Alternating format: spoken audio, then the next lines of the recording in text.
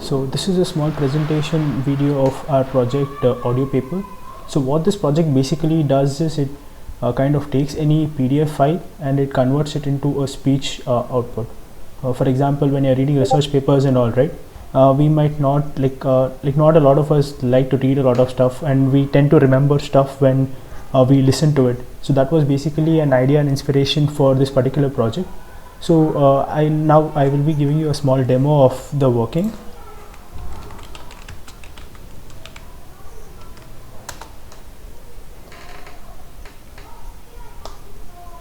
So basically this is a small pop-up which comes up, which allows us to select our particular file.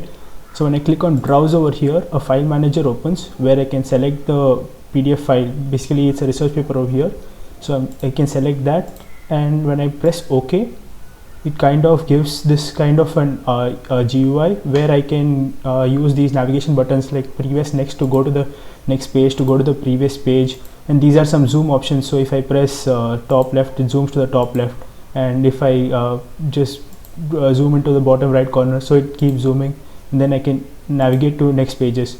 Now for converting this, basically this text into a speech kind of an output, what we do is we kind of select whichever region we want. So now what is happening is I select this particular region, which is the abstract over here.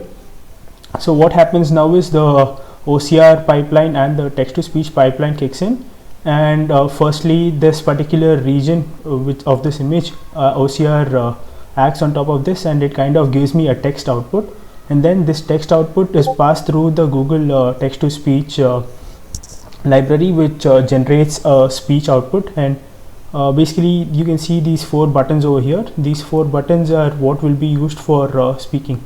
So now if I press speak, now the video audio file has been generated.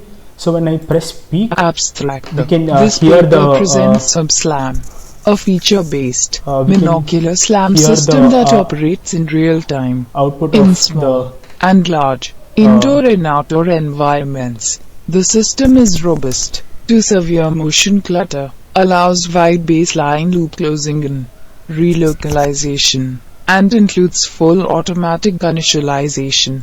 Building on excellent algorithms of recent years, we designed from scratch a novel system that uses the same features for all. So we can use these options over here to pause, unpause, and even stop the video. So now I pause the video. So now to unpause, I can just press unpause button. SLAM tasks. So now the voice starts, mapping, audio starts continuing, and in case I want to stop, I can just stop. So now what happens is the whole audio has stopped. Now if I want to go into some other page, so for example, let's say I want to go into this page and want to read about this, listen to this feature choice. So what I can do again is I can select this particular thing, and once this is selected, the pipeline kicks in where it does the OCR and the audio generation. So once that is done, these particular things will start getting active. So now you can see these particular buttons are active.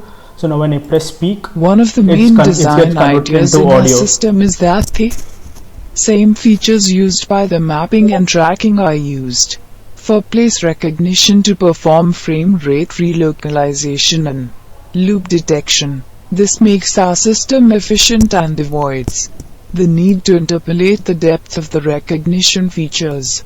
Now if you press stop, everything stops, and like if you want to quit out of this, it's as simple as closing this cross button. So that's it. Thank you.